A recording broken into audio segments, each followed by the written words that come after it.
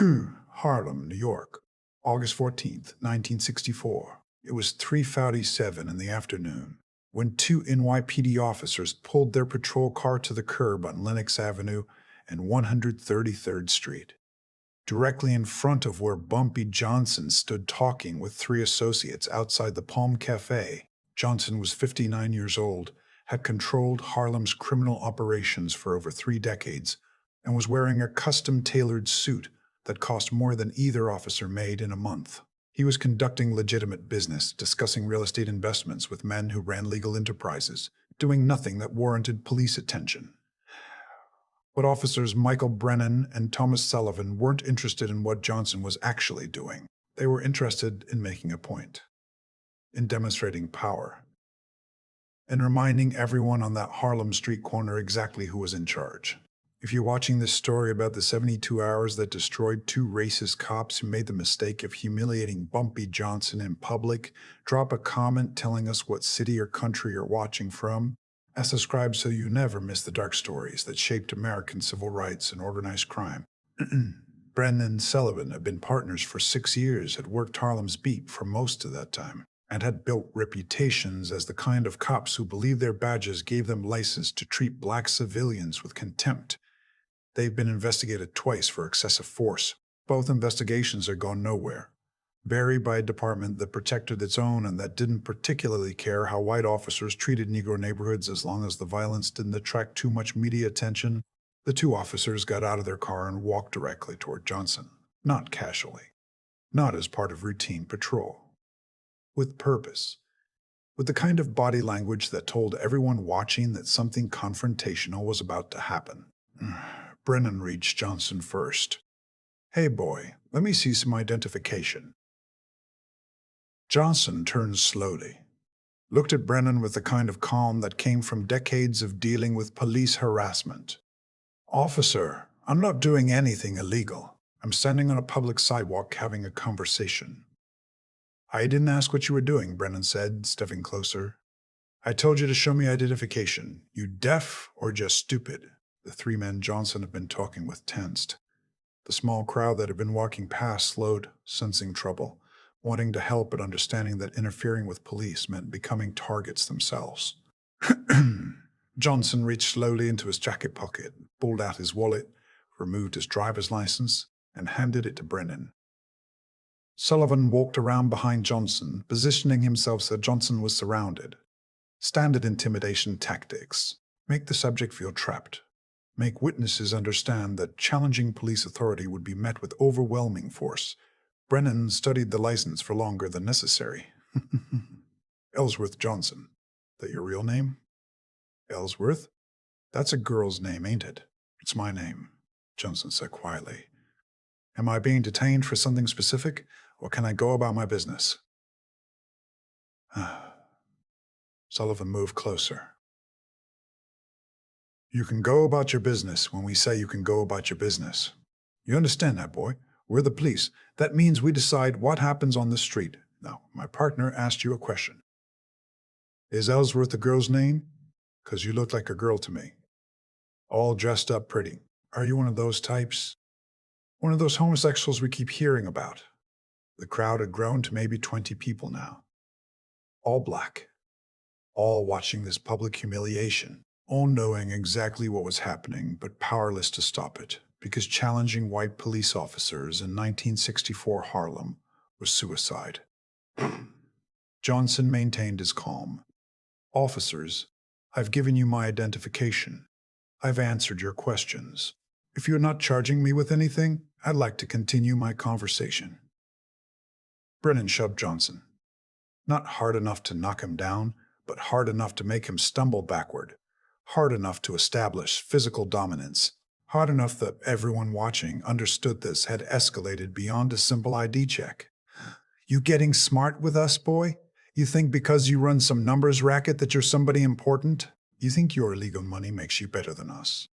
Sullivan grabbed Johnson's arm, spun him around, pushed him face first against the patrol car, kicked his legs apart, started conducting a search that was more about humiliation than about finding weapons. Spread them wider, Sullivan said loudly enough for the entire crowd to hear. That's it. Good boy. You're real good at following orders when you want to be. And then Sullivan said it. The word that changed everything. The slur that crossed the line from routine harassment into something that Bumpy Johnson would not tolerate. You know what you are, Sullivan said, his mouth close to Johnson's ear, but his voice loud enough to carry. You're just another uppity N-word who forgot his place. That's all you'll ever be, a nerd who in a fancy suit. The crowd went silent. That particular word, used by a white police officer in public, loud enough for 20 witnesses to hear, was a line that even in 1964 was recognized as crossing into territory that couldn't be walked back. Johnson didn't resist, didn't fight, didn't say a word. He let Sullivan finish the humiliating search, let Brennan write him a citation for loitering, a charge that would never hold up in court, but that gave them justification for the stop. Let them get back in their patrol car and drive away, laughing about putting an uppity Negro in his place. But the people watching, they saw something in Johnson's eyes. Something cold and calculated and absolutely terrifying, because they knew what the two officers didn't know. That Bumpy Johnson had just been publicly humiliated by men who believed their badges made them untouchable, and those men were wrong. Johnson straightened his suit, looked at the crowd. Everybody saw that? Heads nodded. Voices confirmed. Yeah, Bumpy. We all saw it. They called you that. In public. For everybody to hear. Good, Johnson said quietly. Remember what you saw. Remember exactly what they said. Because in 72 hours, those two officers are going to wish they'd never heard my name.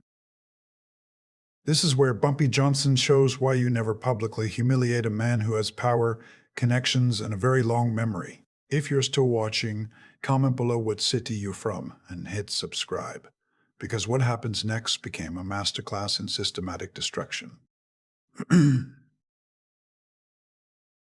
Johnson walked directly from Lenox Avenue to his office above the Palm Cafe, made 6 phone calls. The first was to Theodore Green, his attorney, and the man who understood exactly how to weaponize the legal system against people who believed they were protected by it. The second call was to James Baldwin, the writer, who'd become a voice of the civil rights movement and who had connections to media outlets that could turn local incidents into national stories. The third call was to Adam Clayton Powell, Jr., the congressman who represented Harlem and who'd been fighting police brutality for years, but who'd never had the kind of ammunition that a public incident with multiple witnesses provided. The fourth, fifth, and sixth calls were to people whose names Johnson never mentioned to anyone, people who had access to information about police officers' personal lives, people who knew where bodies were buried, people who understood that destroying someone's career required more than just official complaints. By 7 p.m. that evening, less than 4 hours after the incident on Lenox Avenue, Theodore Green had filed 3 separate complaints with the NYPD's Internal Affairs Division. The first complaint was for unlawful detention. Johnson had been stopped without probable cause, searched without justification, and cited for a violation he hadn't committed. The second complaint was for use of racial slurs by officers in uniform. 20 witnesses had heard Sullivan call Johnson the N-word. All 20 were willing to provide sworn statements. The third complaint was for harassment and intimidation based on race. The entire encounter, from the initial stop through the physical search, had been motivated solely by the officers' racism and their desire to publicly humiliate a prominent black businessman. Each complaint was documented with witness statements that Green had collected in the hours after the incident. Names, addresses, phone numbers. People who'd seen everything and who were willing to testify because Bumpy Johnson had protected them, had helped them, had proven over decades that he cared about Harlem in ways the police never had. By midnight, James Baldwin had written a scathing op-ed for the New York Amsterdam News, Harlem's most widely read black newspaper, describing the incident in detail and connecting it to the broader pattern of police brutality that was plaguing black communities across America. The op-ed didn't mention Bumpy Johnson by name, didn't reference his criminal operations, just described him as a prominent Harlem businessman who'd been publicly humiliated by racist officers who believed their badges gave them immunity from consequences.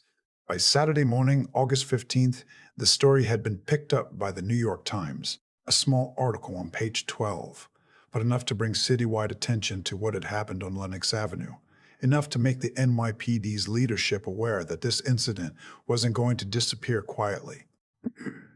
By Saturday afternoon, Congressman Powell had sent a letter to Police Commissioner Michael Murphy demanding a full investigation into Officers Brennan and Sullivan, demanding they be suspended pending the outcome, demanding the NYPD explain why two officers with previous complaints for excessive force were still working in Harlem. The letter was copied to the mayor, to the city council, to the NAACP, and to a dozen media outlets. Powell wasn't asking quietly. He was making noise. Lots of noise. The kind of noise that made politicians nervous and that made police commissioners defensive. But the official complaints and the media attention were just the public face of what Johnson was doing. The real destruction was happening behind the scenes. Through his connections, Johnson learned that Officer Brennan had been taking bribes from business owners in Harlem for years. Protection money. Pay us $50 a month, and we'll make sure your store doesn't get robbed, doesn't get vandalized, doesn't have problems with inspections. It was a common racket. Most business owners paid because refusing meant constant harassment, but nobody had ever documented it systematically. Nobody had ever gathered evidence that could prove the pattern. Johnson spent Saturday collecting that evidence, visiting every business owner who'd been paying Brennan, asking them to write down dates, amounts, exactly what Brennan had said when demanding payment. Some were afraid to cooperate. Others, furious about what they'd heard happen to Johnson, were willing to provide detailed statements. By Sunday morning, Johnson had documented over $30,000 in bribes that Brennan had collected over 3 years. $30,000 that Brennan couldn't explain, that he couldn't justify, that proved he was a corrupt cop who'd been shaking down Harlem businesses while supposedly serving and protecting the community. Officer Sullivan's vulnerability was different. Through sources Johnson would never identify, he learned that Sullivan was having an affair with the wife of another NYPD officer. Had been seeing her for over a year, met her at a motel in Queens every Thursday afternoon when he was supposed to be on patrol. The affair itself wouldn't necessarily end Sullivan's career. Cops cheated on their wives all the time, but the fact that Sullivan was sleeping with a fellow officer's wife, while using department vehicles in department time, that broke the brotherhood. That made Sullivan a traitor to other cops. That made him someone who couldn't be trusted. Johnson made sure the wronged officer found out. An ominous tip. Time, date, location of the next scheduled meeting. Enough information that the betrayed husband could verify it was true. Monday morning, August 17th, 72 hours after the incident on Lenox Avenue. Everything Johnson had been building came together simultaneously. Internal Affairs received Theodore Green's complaint packages along with sworn statements from 20 witnesses, financial records documenting Brennan's bribery operation, and photographs proving Sullivan's affair that had been taken by a private investigator.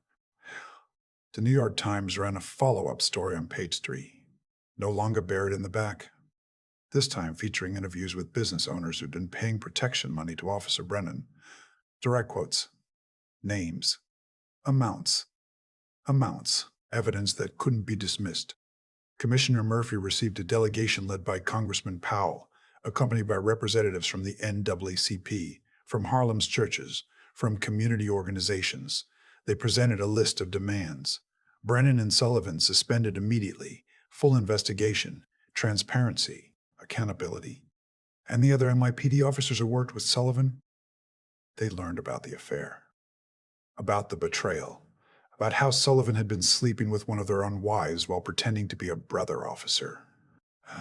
The blue wall of protection that usually shielded bad cops from consequences crumbled. Because Sullivan had violated something more sacred than laws or regulations. He'd violated brotherhood. And cops who violated brotherhood didn't get protected. By Monday afternoon, both Brennan and Sullivan had been suspended without pay pending investigation.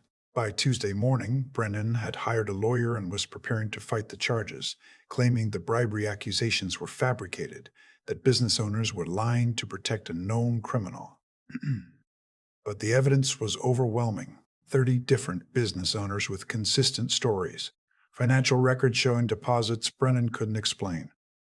Testimony from witnesses who'd watched Brennan collect money. By Wednesday, Brennan's lawyer was advising him to resign rather than face criminal charges. Take the resignation, lose the pension, avoid prison. Those were his options. Sullivan's situation was even worse. The affair had become public within the department. The wronged husband had confronted Sullivan, had filed formal complaints, had made it clear that Sullivan's continued employment was unacceptable. And the racial slur, the public humiliation of a prominent black businessman, the complete disregard for basic human dignity that was documented by 20 witnesses who'd heard everything. The NYPD couldn't defend it, couldn't justify it, couldn't explain why an officer who'd used that language in public should continue wearing a badge. By Friday, August 21st, exactly 1 week after the incident, both officers had resigned. No pensions, no recommendations, no possibility of working in law enforcement anywhere else.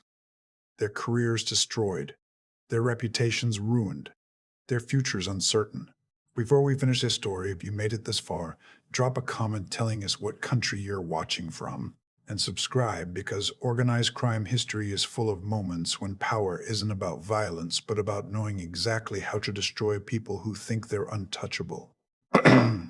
Bumpy Johnson never publicly acknowledged his role in what happened to Brennan and Sullivan, never took credit for orchestrating their destruction, never mentioned the phone calls he'd made or the evidence he'd gathered. But everyone in Harlem knew. Everyone understood that when those two officers had publicly humiliated Bumpy Johnson, had called him a racial slur in front of 20 witnesses, had treated him like he was nothing, they'd made a fatal mistake. Because Bumpy Johnson wasn't nothing. He was a man who built power through intelligence, through connections, through understanding that real strength wasn't physical force, but was knowing exactly which pressure points to apply to destroy someone completely. The story became legend in Harlem. The day two racist cops learned that badges don't protect you when you cross the wrong man. The 72 hours that ended 2 careers, the systematic dismantling of 2 lives as punishment for 1 moment of public racism. Other police officers in Harlem got the message. The harassment decreased. Not eliminated, but decreased. Because cops understood that there were limits now. That public humiliation of respected community members carried consequences.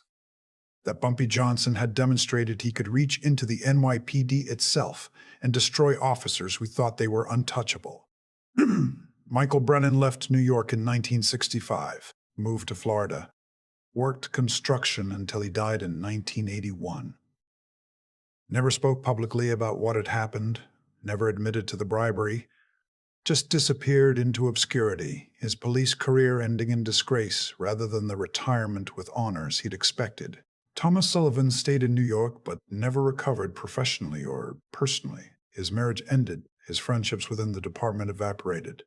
He worked security jobs for minimum wage, died in 1973 at age 52.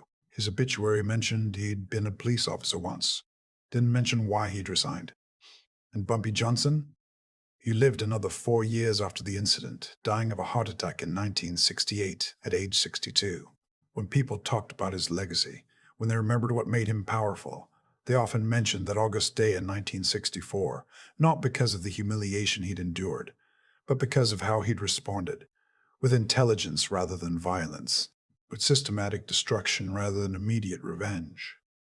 With patience and planning and execution that proved real power came from understanding systems and knowing how to weaponize them against people who'd never imagined those systems could be turned against them. That's the story of August 1964, the day 2 cops made the mistake of calling Bumpy Johnson the N-word in public. The 72 hours that followed when Johnson systematically destroyed their careers, their reputations, and their futures. The masterclass in how to dismantle people who believe badges make them immune to consequences. And the moment when Harlem learned that sometimes justice doesn't come from courts, or from laws, or from doing things the right way. Sometimes justice comes from someone who understands power better than the people who thought they had it.